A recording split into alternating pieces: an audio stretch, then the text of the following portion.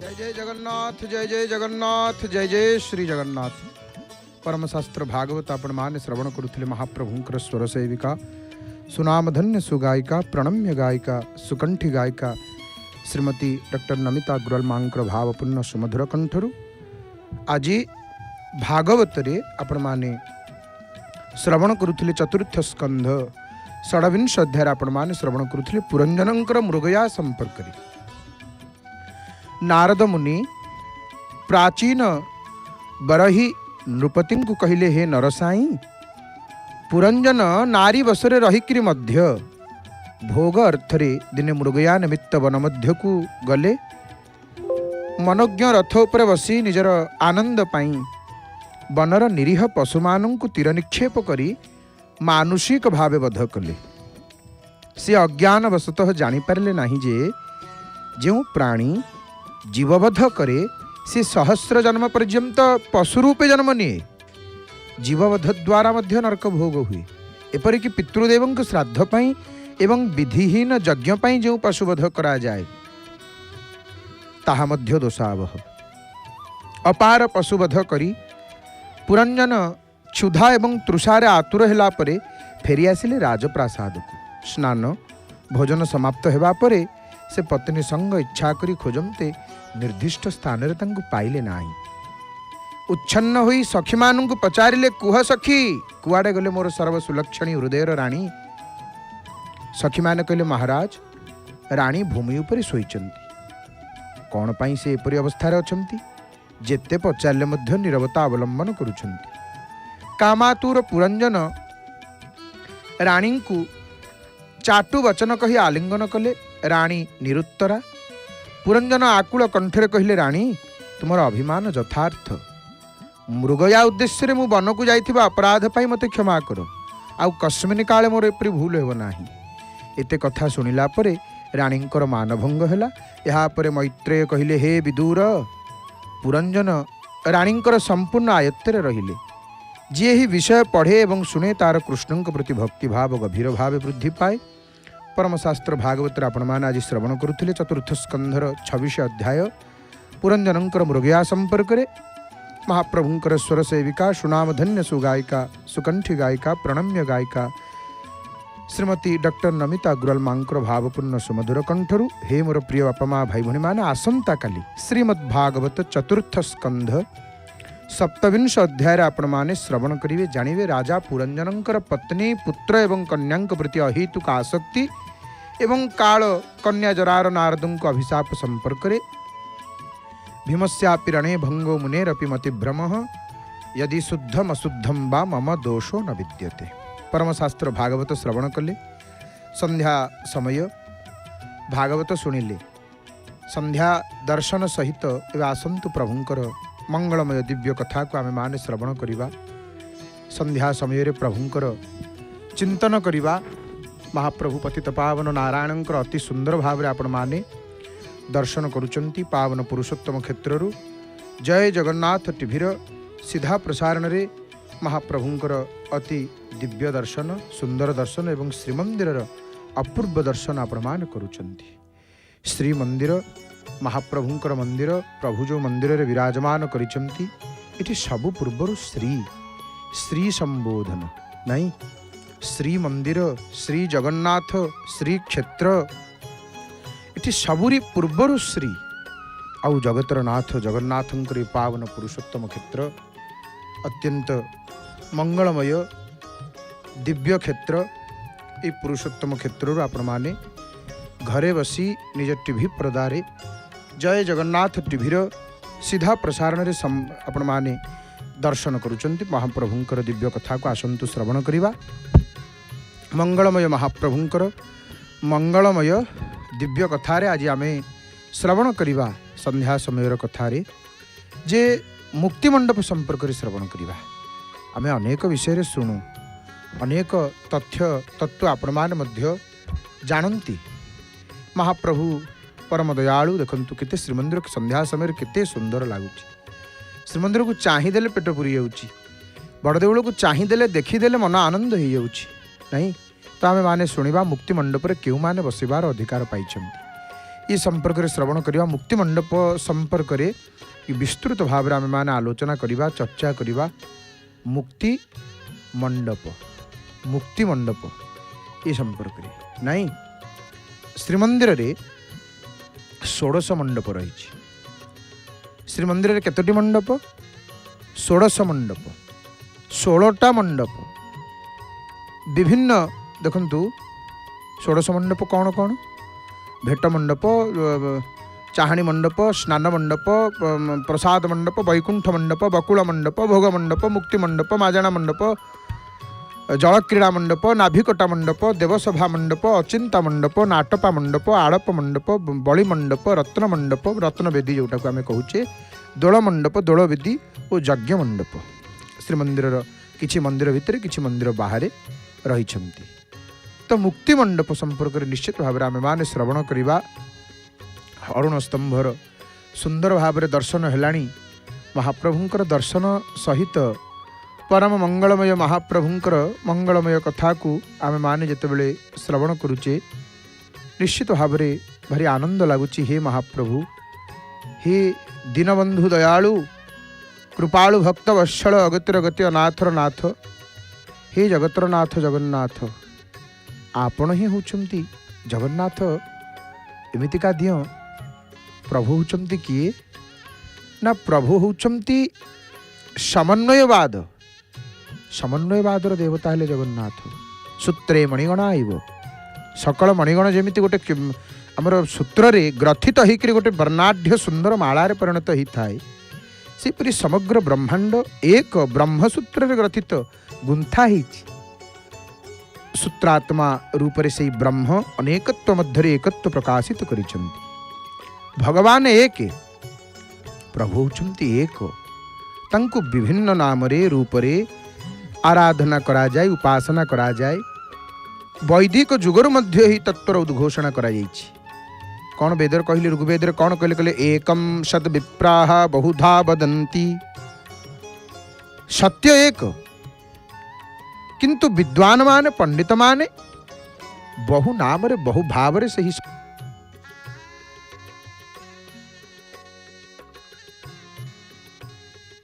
भगवान बा ईश्वर अबांग मानस गोचर तांको किए जानिबो तथापि बहु धर्म संप्रदाय बहुमत बहुपथ नाना भाव रे नाना रूप रे नाना आचार सांप्रदायिकतारी संकीर्ण गंडी मध्य रे नाना दर्शन मतवाद विचार विमर्श मध्य रे से भगवान को उपासना करिथांती आराधना करिथांती महाप्रभु को हे मोर प्रिय बापा माँ भाई भूणी माने आपण माने पावन पुरुषोत्तम क्षेत्र महाप्रभुंकर अति सुंदर भाव रे दर्शन करुचंती परम मंगलमय प्रभु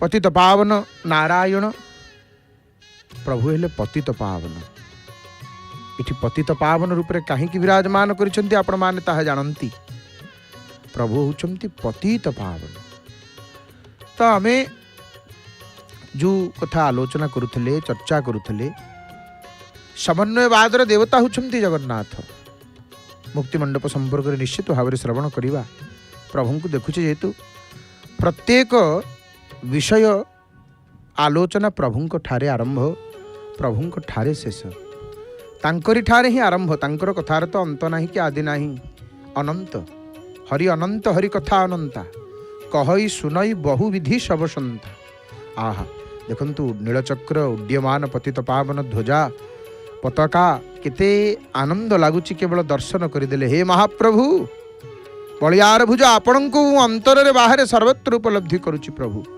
आपणकर लीला आपणकर महिमार अंत नहीं हे महाप्रभु आपणकर महिमा काय वाक्य मन भाव अभिव्यक्तिर अगोचर प्रभु आपणक विषय किसी कहवा चिंतन करवा ये भारी कष्टकर कथा आपण मुख को सुवक्ता कर दियंती अंध को नेत्रदान करिथांती पंगु को गिरी लंघिबार सामर्थ्य देइथांती प्रभु आपण जीवर जीवन जगतर आधार आपण मोर प्राण प्रभु आपण सर्वत्र परिव्याप्त आपण मोर सर्वांग विराजित आपण अनंत असीम होकर मध्य ससीम विग्रही भूत प्रभु आपण मोर सर्वांग शक्ति देइछंती हे नाथ आपण को मु बारंबार प्रणाम करुचि नाथ आपण को मु बारंबार प्रणाम करुचि नमः पुरस्तादथ पृष्ठतस्ते नमोस्तुते सर्वत एव सर्वः अनंत विरिजामित विक्रमस्त्वं सर्वं समाप्नोषि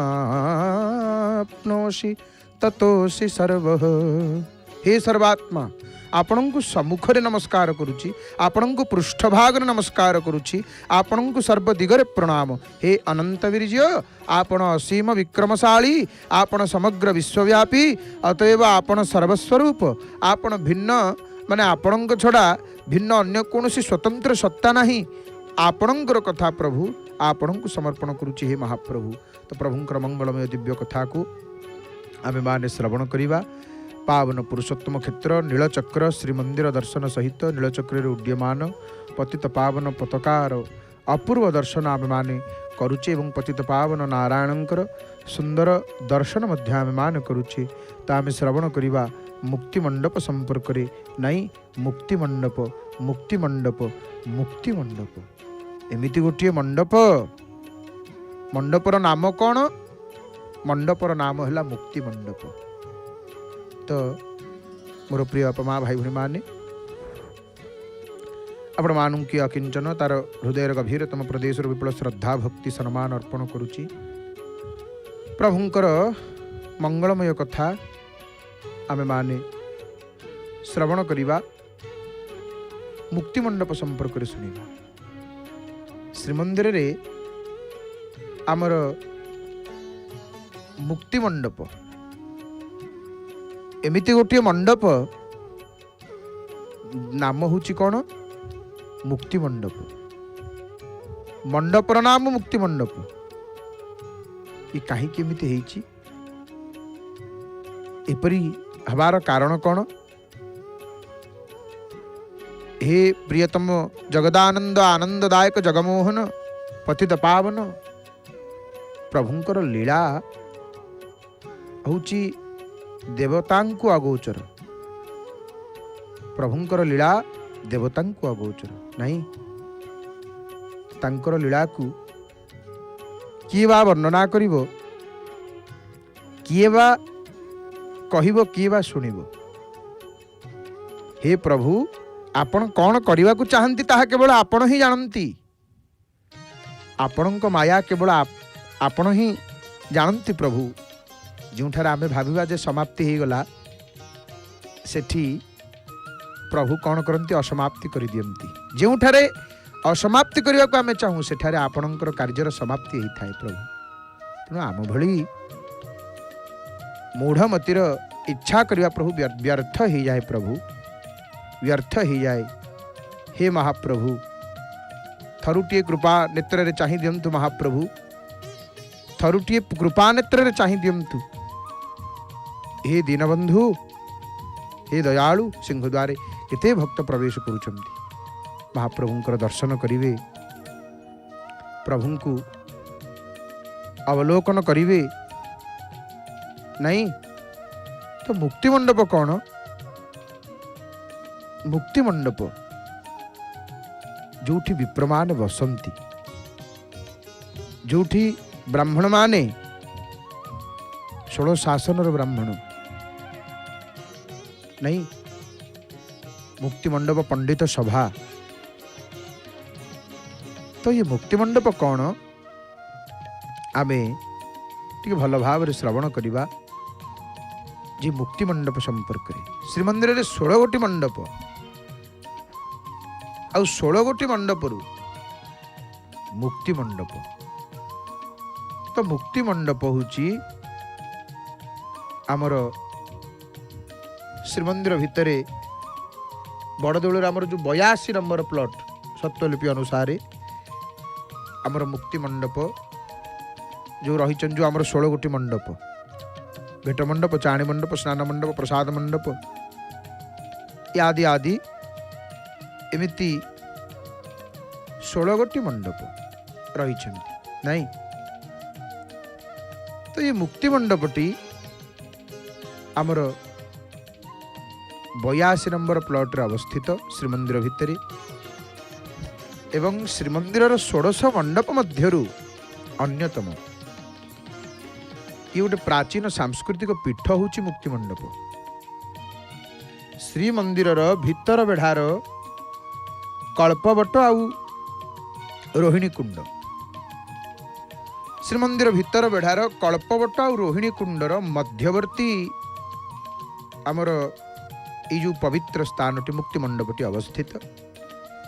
श्रीमंदिर सप्तलिपिर उल्लेख प्रकार बड़ देउल आमर प्लॉट नंबर 82 मुक्ति मंडप अवस्थित हुए। कौन से मुक्ति मंडप ना मुक्ति मंडप देखंतु मुक्ति मंडप संपर्क में विस्तृत भाव में आलोचना करुचे चर्चा करुचे नाई। पुरीर 16 शासनर धुरीण 16 जन अधीत विद्य पंडित आम उत्कलर स्तंभ सदृश बोली मुक्तरे जना जिबा लगी मुक्त मंडप खोलारे बसुथिले आउ दर्शनार्थी को आशीर्वाद करुथिले। आउ उक्त 16टी स्तंभ को परंपरागत भाव से मानकर अण पणनाती 16 जन अधिकृत कले। स्वजातीय व्रतोपनयन विवाह इत्यादि करने कौन सी दोषजनित पापापदो आमर जो पापापनोदन सकाशे माने जो प्रायश्चित विधान तथा सामूहिक व्रत आ विवाह इत्यादि कर्म साधन रे सहायता सकाशे गठित ये मुक्ति मंडप पंडित सभार श्रीमंदिर नीतिकांति सहित कौन संबंध नहीं। मुक्ति मंडपर इतिहास संपर्क में जदि आम चर्चा करवा उक्त मंडपटी 16 शताब्दी रे गजपति प्रताप रुद्रदेव द्वारा निर्मित होइथिबार जणा जाए। इतिहास आलोचक मानकर मतरे 1511 ख्रीष्टाब्द बेलू निर्माण हो सारी थिला मुक्ति मंडप। किंतु मादला पांजी अनुसार भोई वंशर रामचंद्र देवंकर 43 अंके मानसिंहंकर भार्या गौरी राणी बा मतांतर तांको कौन कहती गोरा राणी बड़ देउल मुकुत मंडप गढ़ाई थिले मदाला पंजीरे जहाँ लिखाई। तो देखु आहरी केते पंडित माने मत दियंती जे 1580 ख्रीष्टाब्द निर्मित होइछि बोली मुक्ति मंडपटी जहाँ भी हो 1500 रु 1600 भितर निर्माण होइछि मुक्ति मंडप। ऐतिहासिक मानक मतरे किए कहती 1511 रे किए कहती 1540 रे आउ किए कहती 1580 रे एपरि भाव में मतांतर रही। किंतु 1500 रु 1600 भितर श्रीमंदिर भितर जो मुक्ति मंडपटी ता निर्माण होइछि। तेबे अकबरंकर राजसभा मंत्री थिबा आमर राजपुर वीर मानसिंह खोर्धा राजवंशर विवाद समय आसिक भोईवंश रामचंद्र देव को राजा बोली घोषणा कर जाइथिले। ये संबंध जो धार्मिक विवाद गुड़िकर समाधान पाई स्त्री गौरी राणी ब्रह्मासन को उपयुक्त स्थान विवेचना करी संभवतः माने 1592 ख्रीष्टाब्द एक भव्य रूप देते मुक्ति मंडप को गोटे भव्य रूप देते। स्वर्गत पंडित आमर नीलकंठ दासंकर मतरे श्रीमंदिर प्रतिष्ठाता चोलगंग देव किंबा तांक वंशर उत्तराधिकारी अनंग भीमदेव मुक्त मंडप प्रतिष्ठा करिथिबा अनुमान करा जाई पारे। यार छात राजा वीरकेश्वरी देवंकर समय रे अर्थात 18 शताब्दी मध्य भाग मरामती होता। ये गोटे प्रस्तर निर्मित बेदीटी मुक्ति आमर कला मुगनी पथर निर्मित बेदी गोटे वर्गाकार क्षेत्र परी लंब आउ प्रस्थ प्रत्येक 38 फुट 4 पटे 12टी आ मझिरे 4टी स्तंभ रही।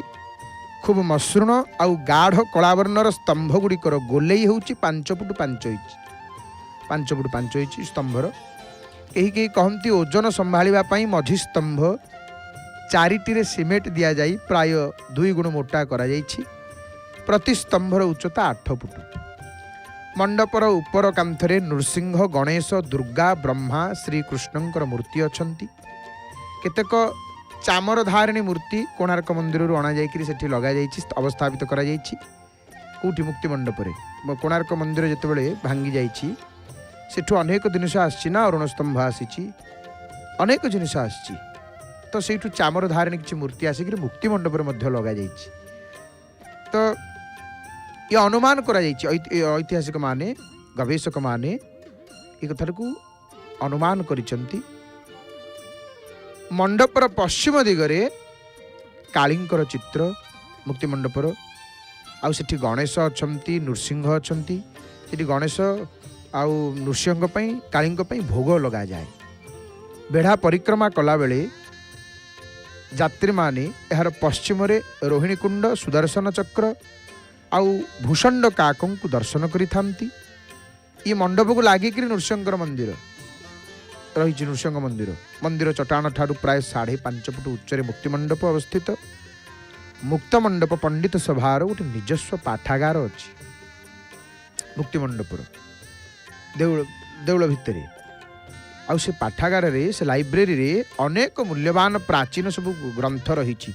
माने दुष्प्राप्य ग्रंथ जोड़ाक मिलबनी आउ कौटी से गुड़ाक मुक्ति मंडप पंडित सभा लाइब्रेरी से गुड़ाक अच्छी। एवं दुष्प्राप्य तालपत्र पोथी पुराण संहिता ये सब महजूद रही। धार्मिक निष्पत्ति संपर्कीय समस्त व्यय मंदिर पांठि वहन कराई थाए। प्रति वर्ष श्रावण मास शुक्ल दशमी ठारू प्रतिपदा आमर जाए 7 दिन पर्यंत एठारे महाप्रभुंकर झूलन यात्रा हुए। कौटी झूलन यात्रा कौटी हुए? मुक्ति मंडप। आहा देखंतु केडे सुंदर भाव रे दर्शन वर्तमान आमे करूचे। नीलचक्र पतित पावन नेत, नीलचक्र पतित पावन बाना प्रभु गोटे बाना उड़ौछंती। से बानार ना होची पतित पावन नहीं, से बानार ना कौन? से बानार नाम पतित पावन बाना। गोटे बाना उड़ौछंती महाप्रभु, जो बानार नाम पतित पावन बाना। पतित पावन बाना। हरि हरि बोल, हरि हरि। आ हा हा हा कि सुंदर रूप प्रभु, कि सुंदर रूप हे महाप्रभु। केड़े अपूर्व रूप, कि अपूर्व रूप महाप्रभु। सतरे प्रभु हेले त्रिभुवन सुंदर नहीं। कमनीय कृष्ण प्रभुंकर रूप होची कमनीय रूप। इते सुंदर रूप महाप्रभुंकर, इते अपूर्व रूप जे आ कौन कहवा। हेटी देखंतु आहा कालिया शांतंकर पतित पावन नारायणंकर अति निकटरू टिके दर्शन, अति पाखुरु दर्शन। जी पाखुरु देखे आखिरे लुहा आसीज प्रभु को देखीदेले नहीं। प्रभु को देखीदेले आखिरे लुहा आसीज।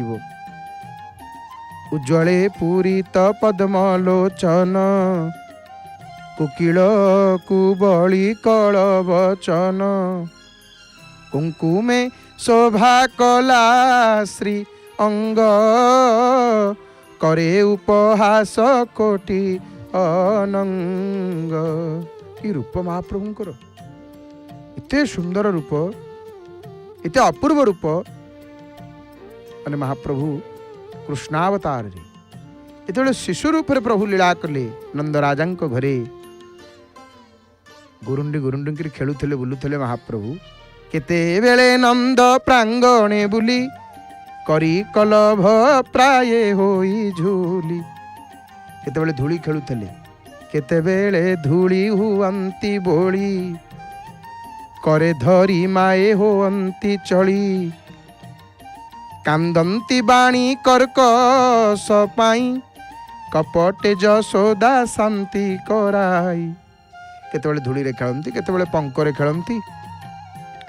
माँ जशोदा गोड़े धरवा प्रभु पाखक गले प्रभु कांदे नहीं। गोपी माने देखिकी ये लीला को प्रभुंकर हसंती। सबू लीला सारी देकरी महाप्रभु ये तो मूल स्थान ये बसी पड़ती। पुणी जिते बड़े आवश्यक पड़े यू सबू लीला प्रकट करती। सबू रूप मत्स्यादि कूर्म रूपा भी पुरात कथित मया। जेते रूप प्रभुंकर सबू यू धारण करी सबू लीला प्रभु यू ही करती, सबू यू ही करती महाप्रभु। लीला पुरुषोत्तम नहीं।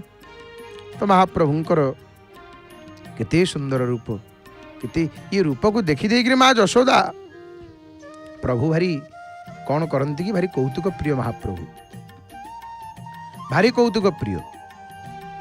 लवणी खाईदेवे माँ जशोदा आसिक कहे अरे बाबा कान्हू लवणी किए खाइला ना माँ मु खाइनी। हाथ में लवणी लगी बदने नवनीत गंध बाहं वचने तस्कर चातुरी धुरीण। देह सारा लहुणी बासना होथब। माँ जशोदा देखुथे जगत देखुथब किंतु महाप्रभु कहे माँ मु खाइनी। हाँ जशोदा कहे ना तू खाइनु धन, तू खाइनु।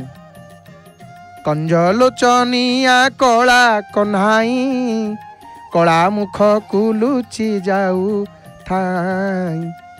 माँ जशोदा जिते प्रभु कांदती माँ जशोदा कौन कहती कहीं कांदु था मो धन केते तुम्भंकु कराई मान के बोले नव घन श्याम लिया कुटिल नील चूर्ण कुंतलिया कंठर अमूल्य मरकत माली कोटि दुख हरा सुख संखाली। दीपटीए जलुची प्रभु पाखे प्रभु भक्त मानू दर्शन दौरान आपण माने घरे बसी जय जगन्नाथ टीवी सीधा प्रसारण रे पावन पुरुषोत्तम क्षेत्र अपूर्व दर्शन करुँच प्रभुंकर मंगलमय प्रभुंकर कथा को श्रवण करुँच। तो आम मुक्ति मंडप संपर्क में जो प्रसंग श्रवण करुले जो कथा को आम माने अल्प शुणी तो मुक्ति मंडप से जो मंडप मुक्ति मंडप प्रभुंकर झूलन होता है नहीं कि झूलन से करा जाए मुक्ति मंडप 7 दिन आउ ये झूलन यात्रा मदन मोहन श्रीदेवी भूदेवी झूलन मंडप को विजय होती सेठी ठाकुर को बिड़िया पान मण ही संध्या धूप परे पंडा सेठी पंचोपचार शीतल भोग करती आउ से मंडप नृसिंह भगवान जन्मनीति समापन होता है मुक्ति मंडप संपर्क में आम मान श्रवण कर सीताराम सीताराम सीताराम जय जय सियावर राम सीताराम सीताराम सीताराम जय जय सियावर राम सीताराम सीताराम सीताराम जय जय सियावर राम। हनुमान जी महाराज जी सुंदर दर्शन आपण माने करुचंती वर्तमान बलवंत हनुमान जी महाराज। तो बंधु हे मोर प्रिय बापा माँ भाई भाई माने आमे माने मुक्ति मंडप संपर्क में श्रवण करुले। तो मुक्ति मंडप उपर 16टी स्तंभ रहिबार तात्पर्य कौन 16टी स्तंभ रहिबार तात्पर्य कौन आम एक संपर्क टी जानिबा ये 16टी स्तंभ से कहीं अच्छी कौटी ना मुक्ति मंडप ये संपर्क टी आम आलोचना करवा। देखु 16टी स्तंभ रहिबार तात्पर्य होची हनुमान आलती तो दर्शन करवा वर्तमान दीप देखुंट महाराज जी आउ गोटे पटे पतित पावन नारायण पुरुषोत्तम दर्शन आउ गोटे पटे परम भक्तराज हनुमान जी महाराज बलवंत हनुमान जी महाराज जी आम आलती दर्शन करवा। आज रविवार लाल रंगर वस्त्र नाली रंगर वस्त्र आज तो कहीं मुक्ति मंडप 16टा स्तंभ रही। देखु देव मंदिर प्रतिष्ठा निमंते यज्ञ 16 गोष्ठीर याज्ञिक ब्राह्मण आवश्यक तेणु 16 जन याज्ञिक ब्राह्मण यह उद्दिष्ट थिला से माने किए गोटे यज्ञ हो माने 16 जन ब्राह्मण दरकार नहीं कि आचार्य प्रचारक ब्रह्मा चरु समिद्ध न्यासाचार्य मंडलाचार्य पुस्तकाचार्य चारि द्वार चारि वेद पाई होत्री अग्निरक्षक ज्योतिष आउ तापक ये मुक्ति मंडपर 16 गोटी स्तंभ ये रामचंद्र देव द्वारा प्रतिष्ठित 16 शासन को आवंटन करा जायतिला। संप्रति पुरी जिलार प्राय 23टी शासन आउ करवाड़र ब्राह्मण मान मुक्ति मंडप बसबार नजर रही। राजा माने वेद एवं यज्ञ अवहित ब्राह्मण मानू तत्कालीन शासन सब आनिक माने रखुले। ए तद व्यतीत आमे देखंतु कौ कौ शासन ब्राह्मण माने बसी पारिबे आमे से शासन गुड़िकर नाम मध्य कहबू। 16 शासन जो आमर रही माने 23 कथा आमे कहूले 23टी शासन आमर वीर हरकृष्णपुर वीर प्रतापपुर सबु शासन पूर्व देखिए वीर शब्द लगी आउ किछि मध्य वीर शब्द लागिनी। वीर हरकृष्णपुर वीर प्रतापपुर वीर किशोरपुर वीर रामचंद्रपुर वीर बलभद्रपुर वीर नरसिंहपुर वीर गोविंदपुर वीर पुरुषोत्तमपुर श्री रामचंद्रपुर श्री मुकुंदपुर श्री पुरुषोत्तमपुर प्रताप पुरुषोत्तमपुर विश्वनाथपुर सामिली नुआगाँ गोपीनाथपुर शासन दामोदरपुर शासन काशी जगन्नाथपुर राय चक्रधरपुर जगन्नाथ विद्याधरपुर गोविंदपुर ବାସୁଦେବପୁର, ପାଟଯୋଶୀପୁର, ରାୟଗୁରୁପୁର, ସରିକିଆ ବୀରକିଶୋରପୁର, କହ୍ନେଇ ବିଦ୍ୟାଧରପୁର। ତ ମୁକ୍ତିମଣ୍ଡପ ବିଶେଷତ୍ୱ ଦେଖନ୍ତୁ, ଶ୍ରୀକ୍ଷେତ୍ରସ୍ଥ ଅଷ୍ଟାଦଶ ମଣ୍ଡପ ମଧ୍ୟରେ ମୁକ୍ତିମଣ୍ଡପ ଅନ୍ୟତମ। ଗଜପତି ମହାରାଜ ଶ୍ରୀଜୀଉଙ୍କ ଦର୍ଶନ ନିମନ୍ତେ ମନ୍ଦିର ଗଲାବେଳେ ଦର୍ଶନ ସାରି ଦକ୍ଷିଣ ଦ୍ୱାର ଆମର ବାଟେ ଦେଇକରି ଫେରିଲା ବେଳେ ମୁକ୍ତ ମଣ୍ଡପରେ ମୁଣ୍ଡ ଲଗେଇକରି ପ୍ରଣାମ କରନ୍ତି। ସେ ମହାପ୍ରଭୁଙ୍କ ଦର୍ଶନ କଲାବେଳେ ବୀର କାହାଳି ଯେପରି ବାଜିଥାଏ, ଠିକ୍ ସେହିପରି ମୁକ୍ତ ମଣ୍ଡପକୁ ପ୍ରଣାମ କଲାବେଳେ ମଧ୍ୟ କାହାଳି ବାଜେ। ଆଉ ଏଠାରେ ମୁଣ୍ଡିଆଟିଏ ମାରି ଆଶୀର୍ବାଦ ଭିକ୍ଷା କଲେ ମଣିଷର ସମସ୍ତ ପାପକ୍ଷୟ ହୋଇଯାଇଥାଏ ବୋଲି ଗୋଟେ ବିଶ୍ୱାସ ରହିଛି। ପଣ୍ଡିତ ସଭାର ଅଧିବେଶନ ଏଠାରେ ଅନୁଷ୍ଠିତ ହୋଇଥାଏ। ମହାପ୍ରଭୁଙ୍କର ଯେତେବେଳେ ନବକଳେବର ହୁଏ, ନବକଳେବର ସମୟରେ ଦଇତାପତି ମାନେ ଆବଶ୍ୟକୀୟ ଦାରୁ ଆଣିସାରିବା ପରେ ପ୍ରତିଷ୍ଠା ହୋମ ଯଜ୍ଞାଦି କରିବାରେ ମୁକ୍ତିମଣ୍ଡପର ଗୁରୁ ଦାୟିତ୍ୱ ରହିଛି। କେତେକ ନିର୍ଦ୍ଦିଷ୍ଟ ବ୍ରାହ୍ମଣ ଶାସନର ପୁରୋହିତ ଓ ଶ୍ରୀମନ୍ଦିରର ପୂଜାପଣ୍ଡା ମାନେ ହିଁ ଏଠାରେ ବସିପାରନ୍ତି। ପଣ୍ଡିତମାନଙ୍କର ଗୋଟେ 9 ଜଣିଆ କମିଟି ଅଛି। ଗୋବର୍ଦ୍ଧନ ପୀଠ ଜଗଦ୍ଗୁରୁ ଶଙ୍କରାଚାର୍ଯ୍ୟ ହେଉଛନ୍ତି ମୁକ୍ତିମଣ୍ଡପର ପଣ୍ଡିତ ସଭାର ସ୍ଥାୟୀ ସଭାପତି। ଜଗଦ୍ଗୁରୁ ଭଗବାନ ଶଙ୍କରାଚାର୍ଯ୍ୟ ଭଗବାନ ସ୍ଥାୟୀ ସଭାପତି, ମୁକ୍ତିମଣ୍ଡପ ପଣ୍ଡିତ ସଭାର ସେ ହେଉଛନ୍ତି ସ୍ଥାୟୀ ସଭାପତି ମହାଭାଗ। ତ ତାଙ୍କ ସମେତ ନୈଷ୍ଠିକ ଉଚ୍ଚଶିକ୍ଷିତ ବେଦଜ୍ଞ ବୟୋପ୍ରାପ୍ତ ପଣ୍ଡିତ ବ୍ରାହ୍ମଣମାନଙ୍କର ଏଥିରେ ବସିବାର ଅଧିକାର ଅଛି ମୁକ୍ତିମଣ୍ଡପରେ। ଆଉ କିଏ ବସିବେ ନା ଏତଦ୍ବତ୍ ବ୍ୟତୀତ ରାଜଗୁରୁ, ରାୟଗୁରୁ, ଦେଉଳ ପୁରୋହିତେ, ଚଣ୍ଡୀ ଏବଂ ସନ୍ନ୍ୟାସୀ ମୁକ୍ତିମଣ୍ଡପରେ ବସିପାରନ୍ତି। ମୁକ୍ତିମଣ୍ଡପରେ ଆମ ପ୍ରଦେଶର ଧର୍ମାଚରଣ ସମ୍ପର୍କୀୟ ନାନାଦି ସମସ୍ୟାର ଶାସ୍ତ୍ରୀୟ ମତେ ସମାଧାନ କରି ପନ୍ଥା ଓ ପାପ କାର୍ଯ୍ୟ ପାଇଁ ପ୍ରାୟଶ୍ଚିତ ବିଧାନ ନିମନ୍ତେ ନିର୍ଦ୍ଦେଶ କରାଯାଉଥିଲା। ତଦନୁଯାୟୀ ତତ୍କାଳୀନ ସମୟରେ ସେ ସମୟରେ ବହୁ ଉଚ୍ଚକୋଟୀର ପଣ୍ଡିତମାନେ ମୁକ୍ତିମଣ୍ଡପ ପଣ୍ଡିତ ସଭାରେ ସ୍ଥାନ ପାଉଥିଲେ। ପରେ 16 ଶାସନର ବ୍ରାହ୍ମଣମାନଙ୍କୁ ମୁକ୍ତିମଣ୍ଡପରେ ବସିବାର ଅଧିକାର ମିଳିଲା ଏବଂ ଏହା ଅଦ୍ୟାବଧି ପ୍ରଚଳିତ ରହିଛି। ଶ୍ରୀମନ୍ଦିରରେ ପ୍ରଚଳିତ ପାଞ୍ଜିକୁ ମୁକ୍ତିମଣ୍ଡପ ସଭାରେ ସ୍ୱୀକୃତି ଦିଆଯାଇଥାଏ। ତ ମୁକ୍ତିମଣ୍ଡପ ସମ୍ପର୍କରେ ଆମେମାନେ ଶ୍ରବଣ କରୁଥିଲେ। ବର୍ତ୍ତମାନ ହନୁମାନଜୀ ମହାରାଜଜୀଙ୍କର ଏପଟେ ଆଳତି ଆରମ୍ଭ ହେଲାଣି, ଆପଣମାନେ ଦର୍ଶନ କରନ୍ତୁ। ମହାବୀର ବିକ୍ରମ ବଜରଙ୍ଗୀ କୁମତି ନିବାର ସୁମତି କେ ସଙ୍ଗୀ कंचन बरन विराज सुबेसा कानन कुंडल कुंचित केसा हाथ वज्र औध्वजा विराजे कांधे मुंज जनेऊ साजे। हरि हरि बोल। महावीरंकर हनुमानंकर आळती दर्शन करिवे एते अपार शक्ति मिली थाए। भय मन भितर दूर हो जाता है। किसी क्या कौन डरवा, कहीं क्या भय करवा। हनुमान जी पूरा अच्छा परम हनुमान महाराज समस्त संकट को कष्ट को दूर कर दियंती। नाशई रोग हरे सब पीरा। जी निरंतर हनुमान जी महाराज जी को माने देखंतु जो भूत प्रेत कथा आम कहूचे, अनेक लोक केते कथा केते कौन कहती, किंतु देखंतु प्रेत बा आमर घरर पितृपुरुष ये सबू ये जो बाधा ये हनुमान जी महाराज उपासना कले, हनुमान नित्य दर्शन कले ये सब दूर होता है। देखंतु पितृदोष घरे बहुत असुविधा हुए, किसी किसी समस्या हुए, आम कदापि चाहबानी सेमती हो बोले कि हम कहीं हुए ना। देखो तार सब लक्षण अच्छी। कौन सी भूत प्रेत जदि था घरे पितृपुरुष रुष्ट हो जाती ये सब लक्षण देखईदेवे।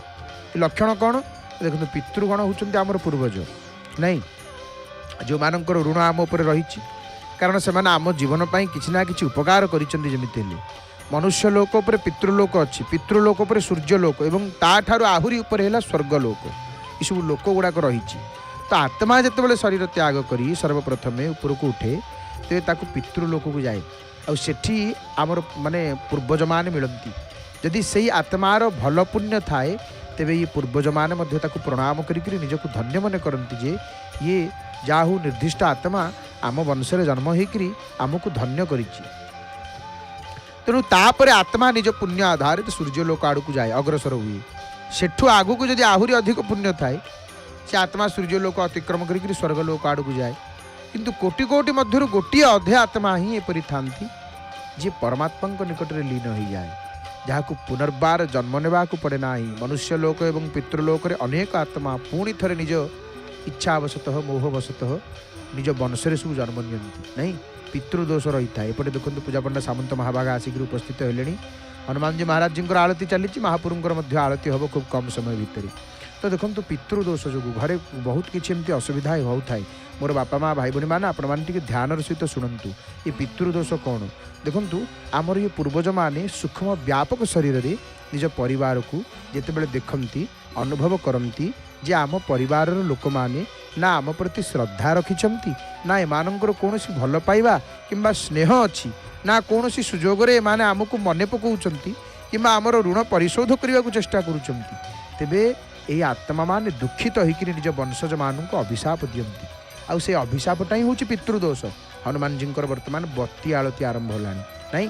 तो देखु आम आम पितृपुरुषों श्राद्ध करवानी, तांको दिन में ब्राह्मण को भोजन दबानी, ये सब द्वारा कौन हुए ये सब करने द्वारा ना से रुष्ट होकर आमको अभिशाप दियंती। पितृदोष जोटा को कहुए जहाँ को पितृदोष बोली कहुए। पितृदोष ये गोटे हूँ अदृश्य बाधा नहीं कि अदृश्य बाधा मनीष किसी करें से समय रे। आउ ये बाधा पितृपुरुषंकर असंतोष कारण होता है।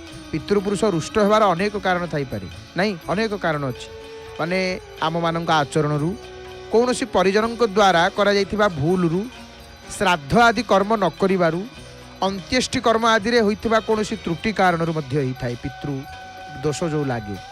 तेणु यह व्यतीत मानसिक अवसाद, व्यापार क्षति, परिश्रम अनुजाई फल न मिलबनी, ये सब हेले कौन हुए कहले परिश्रम करुथिबे किंतु ठीक फल मिलबनी, परिश्रम ठीक फल मिलबनी। मानसिक अवसाद सब बेले चिंता भितर से घर रोथे, घरटा ही स्वर्ग भाया किंतु शांति नथब से घरे, व्यापार रे क्षति होथब, परिश्रम अनुजाई फल मिलबनी। आम घरे गोटे माने से घरे विवाह कि वैवाहिक जीवन में बहुत समस्या थी, क्यारियर जहाँ को आम कहे क्यारियर रे समस्या माने अल्परे जदि आम कहवा जीवन प्रत्येक क्षेत्र में व्यक्ति एवं तांको परिवार को माने बाधा विघ्न सामना करने को पड़ी था। पितृदोष हेले, पितृदोष थिले अनुकूल ग्रह स्थिति गोचर दशा थिले मध्य शुभ फल मिल पारे नाही। माने ग्रह आपणकर भल थिबे यदि किंतु पितृदोष थिबो ताले से घरे आपण रहउथिबे माने बा आपण भल फल मिलिबो नाही। जिते पूजा पाठ किंबा देवी देवतांकर आराधना करंतु मध्य तार शुभ फल मिल पारिबो नाही यदि पितृदोष अछि। पितृदोष दुई प्रकार, आमर पितृदोष दुई प्रकार रे प्रभावित करिथाय। गोटे हूँ अधोगति प्राप्त पितृपुरुषंकर कारण आ गोटे है ऊर्ध्वगति प्राप्त पितृपुरुषंक कारण। अधोगति कौन ऊर्ध्वगति कौन? अधोगति प्राप्त पितृपुरुषंक दोष रे मुख्य कारण हूँ परिजन द्वारा करा जाइथिबा भूल आचरण, से मानकर अतृप्त इच्छा, संपत्ति प्रति मोह, आउ तार भूल लोकों द्वारा व्यवहार हेबा, विवाह आदि परिजन द्वारा भूल निष्पत्ति, परिवार कौन से प्रियजन को अकारण रे कष्ट देले पितृपुरुष क्रोधित हुअन्ति, परिवार लोकों को अभिशाप दियंती एवं निज शक्ति रे नकारात्मक फल प्रदान करती पितृदोष लगिले।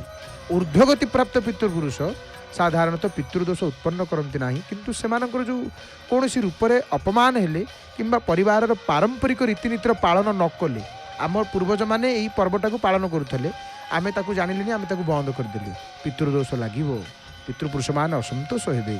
तेणु से गुड़ाक न कले से माने पितृदोष उत्पन्न करती। विभिन्न ऋण एवं पितृदोष देखो आम उपर मुख्यतः पांचटा ऋण समस्त कौन कौन ना ऋषि ऋण, पितृ ऋण नहीं, यहपरी भाव में मातृ ऋण, ये सब ऋण को परिशोध न कले आमको निश्चित रूप से अभिशाप मिलता है।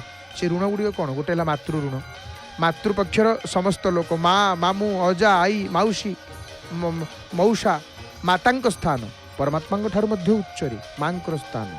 तेणु माता प्रति खराब व्यवहार बा कष्ट देले अनेक कष्ट भोगवा पड़े।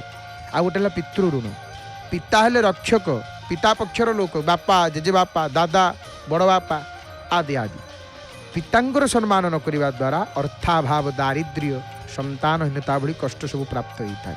आ गोटे देव ऋण, आमर कुलदेवता बा इष्ट देवता पूजा न करने द्वारा ऋषिगण जो गोत्र रे जन्म नहीं से ऋषि मान स्मरण बा तर्पण न करने कारण मांगलिक कार्य बाधा से ऋषि ऋण आ गए मनुष्य ऋण। मनुष्य ऋण कौन ना समाजर अन्य लोक पशुपक्षी जो मैंने आमको सब साहाय्य कर प्रति निर्दयता देखा द्वारा परिवार रे कलह एवं असाध्य रोग सब देखा दिए।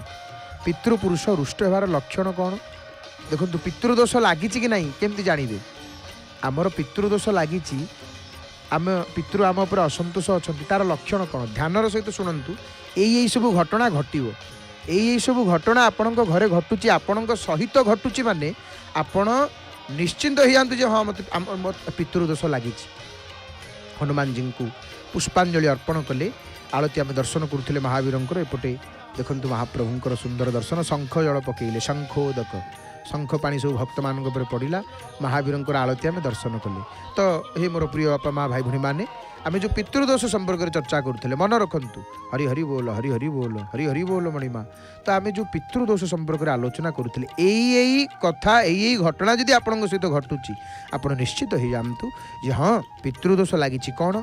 प्रथम कथा है खाद्य केश बाहर चुट्टी बाहर बारंबार खाद्य खाऊे आपड़ से खाद्य खाद्य खाइला बेलू चुट्टी बाहर ये गोटे मुख्य लक्षण यहाँ जिते आप सफा करूँ से खाद्य चुट्टी बाहर जानवे जे पितृदोष अच्छी। आउ गोटे कौन ना देखु घर जिते आप सफासफी करूँ अकारण दुर्गंध बाहर खाली घर माने गोटे गंध हो दुर्गंध आउ माने बारंबार पूर्वज माने स्वप्न बारंबार आसबि स्वप्न आपंकर पितृपुरुष मैंने आसुंच बारंबार मृत व्यक्ति बा पूर्वज बारंबार स्वप्न देखा देवा कि कष्ट थिबार देखा जिबा माने दुखरे से कष्ट से जानवे जे पितृदोष अच्छी।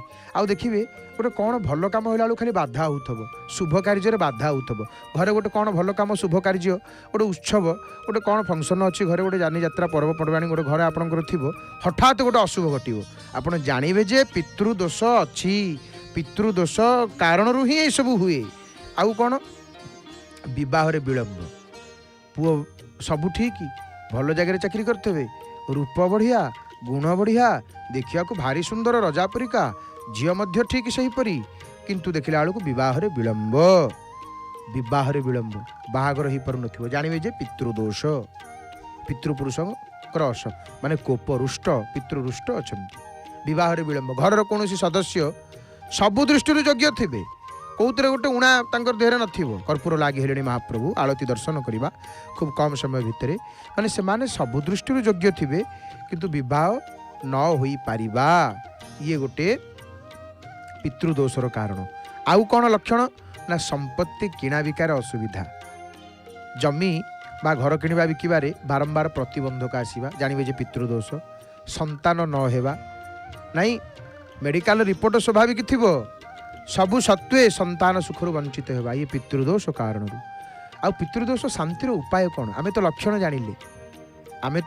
जानिले जे यही कारण यही सब लक्षण थिले हाँ पितृदोष अच्छी किंतु यार उपाय कौन ध्यानर सहित शुणु ध्यानर सहित आपण माने शुणु मन देकरी शुणु यार उपाय कौन पितृदोष केमती शांति पितृ केमती शांति हेबे जदि घरे सब यही समस्या उपजुची घरे यही समस्या देखा जाउची तेबे तार शांतिर उपाय कौन पितृ मान केमिति शांत हेबे मन देकरी शुणु उपाय गुड़िक आम कहूँ देखु साधारण उपाय नहीं साधारण उपाय जो उपाय गुड़िक आम करिपरिबा साधारण उपाय मध्य 16 पिंडदान सर्प पूजा ब्राह्मण को गोदान कन्यादान मंदिर प्रांगण में ओस्थ किंबा बरगछ गोटे लगेबे या भितर आप जोटा करेंगे जहाँ को जोटा सुविधा से उपकार करेंगे नहीं प्रतिकार करेंगे एवं प्रेत साप दूर करने भगवत आमर घरे भागवत टी पाठ करंतु यदि घरे एमती होउची ये सब असुविधा ये सब समस्या ब्राह्मण को डकईकरी जी भागवत जी धुरीण जी भागवत पढ़ुथिबे जो ब्राह्मण भागवत पाठ करुथिबे नित्य तांकु डकईकरी पाठ करेंगे भागवत 7 दिन टी घरे खाली पाठ करंतु ये सब दूर हो जाए। आउ कौन प्रतिकार ना प्रत्येक मासर अमावास्या एवं आपण माने जानती पितृपक्ष जो गोटे 15 दिन पड़े महालया से समय रे प्रत्येक मासर अमावास्या मध्य आपण करेंगे एवं पितृपक्ष महालया समय रे पितृपुरुषों उद्देश्य श्राद्ध आ तर्पण निश्चित भाव में करंतु श्राद्ध तर्पण निश्चित भाव में करंतु। भगवान शंकर सम्मुखें बसिकी मंत्र शिवंकर पंचाक्षरी मंत्र आप जप करें। अमावस्या दिन पितृपुरुषंकर उद्देश्य शुद्ध भाव में प्रस्तुत आमर खाद्य आमर अन्न घी रुटी सब गोमाता को खाइबा देवे। गोमाता को खाइबा देले अमावस्या दिन पितृपुरुषों उद्देश्य पितृदोष दूर होता है। निज माता पिता एवं वृद्ध वृद्धा सम्मान करंतु। गुरुजन मानकर सम्मान करंतु। घरे जेजेमापा जेजेमा बापा माँ एम सम्मान कले पितृ प्रसन्न होती। पितृ सर्वदा प्रसन्न होती। आ बापा माँ को अनादर बापा माँ को जेपरी व्यवहार करने कथा खराब आचरण कले पितृदोष लगे अनिष्ट हुए। पितृदोष जनित संतान कष्ट को दूर करने हरिवंश पुराण श्रवण करने दरकार पाठ करने दरकार। सूर्य को पिता मानिक तंबा पत्र रे जल नाली फूल नाली चंदन एवं रोली पकईकि सूर्यदेव को अर्घ्य 11 थर घृणी सूर्याय नमः ये मंत्र जप करिले शांति मिलता है। पितृपक्ष उस्त गछ को 108 थर परिक्रमा करने दरकार। ये गोटे उपाय। तो आलतीर समय उपनीत आलती महाप्रभुंकर दर्शन करवा आउ किसी विशेष उपाय आम संक्षिप्त कहीदे। कौन से मंदिर परिसर में उस्त कि बरगछ लगे दरकार। प्रत्येक दिन से पानी देवा दरकार। जदि देखो आम कहार हक छड़े आनीचे नहीं जाइचे फेरी देवा दरकार। फेरी देवा दरकार। कहार धन को आम छड़े कि देदेवा रखिले आहरी खराब। गोटे अमावस्या अन्य अमावस्या पर्यंत क्रमागत भाव में ओस्त गछ मूले शुद्ध घीर दीप जलवा द्वारा एथुर मुक्ति मिलता है। आहरी अनेक कथा रही निश्चित भाव में आउ केतेबेले आम श्रवण करवा। तो एबे आलतीर समय आसी उपनीत सुंदर भावरे महाभावरे संगीतमय परिवेश रे आलती दर्शन करवा। कंठदान करिसेंति महाप्रभुंकर स्वर सेविका सुनामधन्य सुगायिका प्रणम्य गायिका सुकंठी गायिका श्रीमती डॉक्टर नमिता गुरल मांकर भावपूर्ण सुमधुर कंठरु आसंतु भावपूर्ण भजन को श्रवण करी महाप्रभुंकर संध्या आलतीर दर्शन करवा। जय जय जगन्नाथ जय जय जगन्नाथ जय जय श्री जगन्नाथ हरि हरि बोल मणिमा।